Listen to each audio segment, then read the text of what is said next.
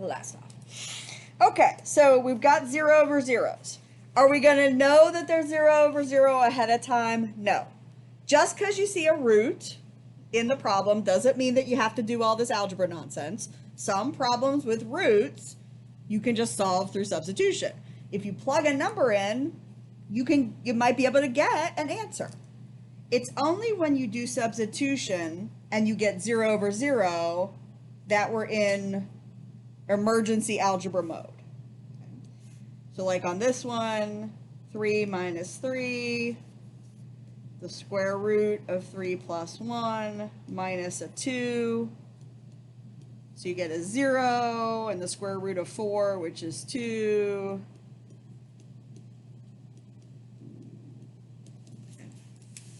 Boo, yuck, I have to do more work. And, you know, could we graph it and see the behavior? Absolutely. Am I going to require you to show how the algebra will lead to that same solution? Absolutely. So while graphing it could help us get the answer in terms of getting sort of full credit for I know how to do some calculus things, you're going to have to show me that you can do the algebra on this. And the trick on these guys is this thing called the conjugate. Now, you probably used conjugates in Algebra 2 when you learned about imaginary numbers. Okay?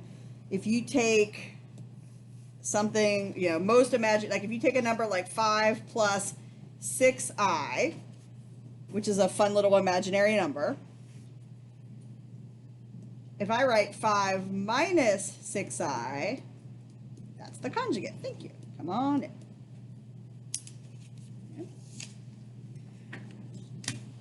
Rob, we're doing we're working on a page of the lesson 5 packet. I don't know if you have. Okay, well here, just grab this one then. And I think you were out last time, so you'll need one of those. Okay, I think that's good. All right. So, how many people remember maybe possibly thinking about these things? Someday saw it somewhere. Doesn't mean you know it, but you're like, yeah, somebody. And conjugates were fun to multiply because when you multiplied two conjugates with that of imaginary numbers, you got a real number answer. So it kind of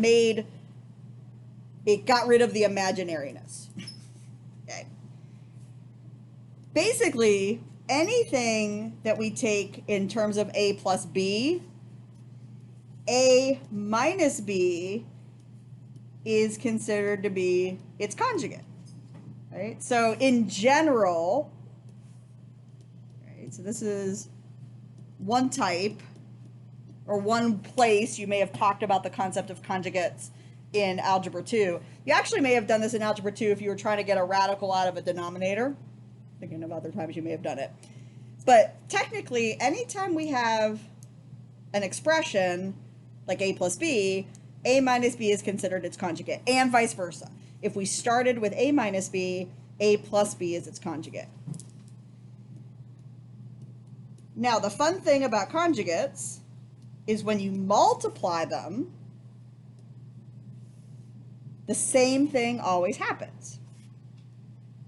And we can illustrate this with some basic FOIL. I'm going to rainbow this up. So A squared, and I always do that wrong. So let me see. First, outside would be minus AB. And then inside would be, why they don't let me teach Algebra 1 anymore. Because I can't spell FOIL. And last, right? First, outside, inside, last. Which turns into that.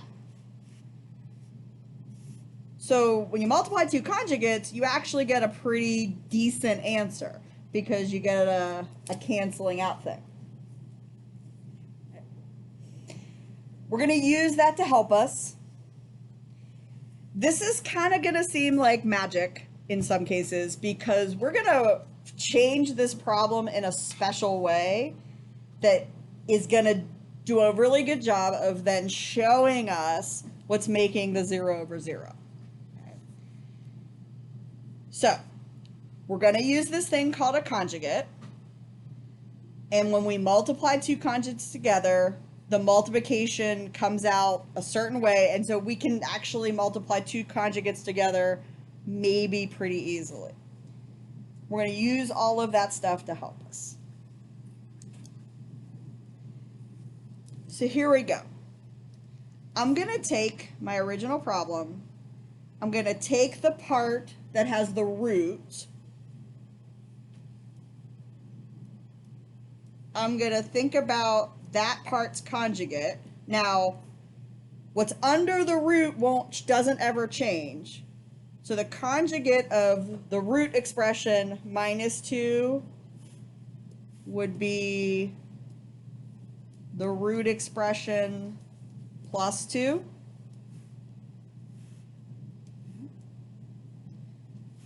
So that the only thing that's different between the original expression and the conjugate expression is the sign between the two pieces. You've got an A and a B. You got an A and a B. Here you've got a minus here. You got a plus here. All right. Here's what I'm going to do with that. I'm going to take the original expression that was there, the original function that was there, and I'm going to multiply the top,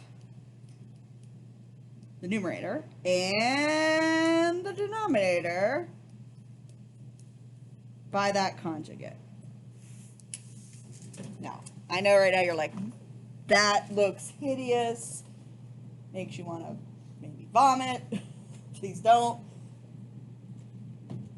Super scary looking. Okay. Trust me. You gotta trust me that I'm going to take you through this. Question though. Why is all those shenanigans legal? Why is that mathematically legal?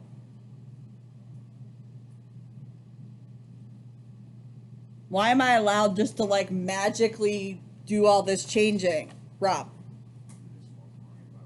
True story. I'm just multiplying by 1. It's just a big freaking scary 1, but it's a 1. It's just a 1. And 1 times anything is that thing. That's the multiplication property. No. Yeah, that's the identity of multiplication. That is the identity of multiplication. Anything times 1 just gets you the same thing. Okay. So, I'm just multiplying by a scary 1. Watch the magic that's going to happen. First thing I'm going to do is I am actually not going to FOIL out the non-conjugate pieces. So, like, the two of these pieces are conjugates. Cool. I'm going to multiply those. The other 2 are not conjugates. I'm going to let them just sit next to each other. So, no foiling.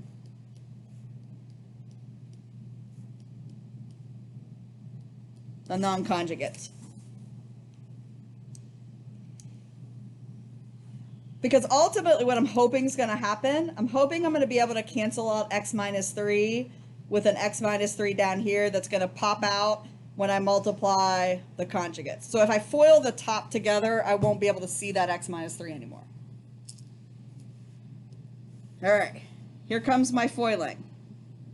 Root x plus 1 times, or the root of x plus 1 times the root of x plus 1 is the root of x plus 1 squared for x plus 1. Okay. Wrap your head around that. Are we good with that? Are we all right? The root times the root, same thing, gives you what's under the root? Yeah? No? Maybe? Possibly? Okay. Outside, inside. Hey, conjugates. Outside, inside makes a 0. I'm not even going to think about them.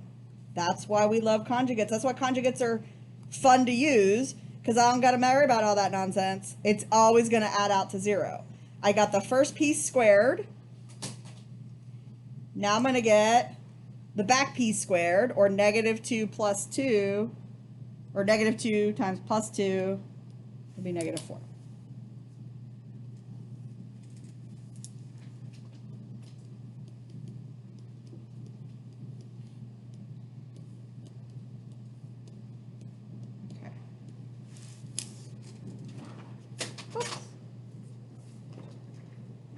wheeling around my phone cord. Oh my goodness. Okay. Before I wheel away from the world. Okay. How we doing? Are we happy yet? Do you see it coming? Do you see the canceling coming towards us? This is where we should start getting happy. Because when I look at the denominator, I realize that's the same as x minus 3.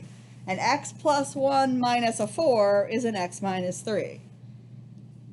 Which I also have up here along with the conjugate nonsense.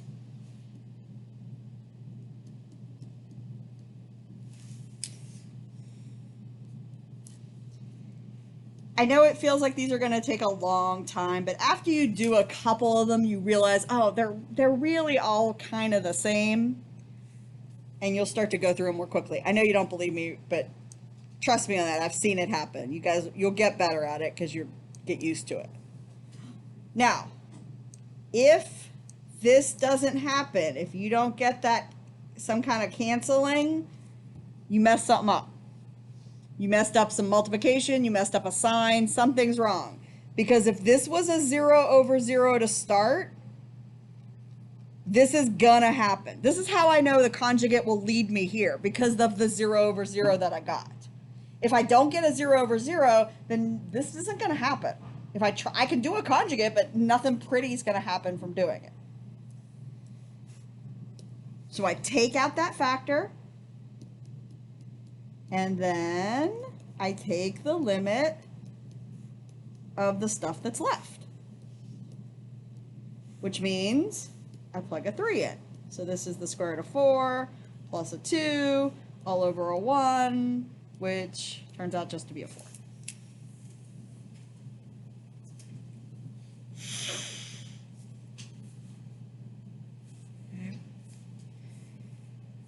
Now, there's a lot of love in that problem. Back to the top, talking it through. We check substitution 0 over 0. We suspect we may have to do more work because I see a root, but I probably am not going to jump on doing conjugates until I verify. So quick substitution 0 over 0, okay. And I can't factor. The root tells me I'm going to be doing something else. So I start with my conjugate work. When I multiply the two conjugates, something pretty should happen. I don't FOIL together the non-conjugates, so they're just sitting next to each other, but the piece that was there originally should end up matching. So you kind of know what's going to, I mean, like I said, if you think about each one, you can kind of predict what's going to happen. There's a couple little tricks every once in a while, so you want to double check it. You don't want to jump too far. Take out the factor that's bad, making the 0 over 0, and then we get something clean to try. All right. If you haven't done it already, I want you to try number 2. Okay. Try number 2. See if you can get it to work.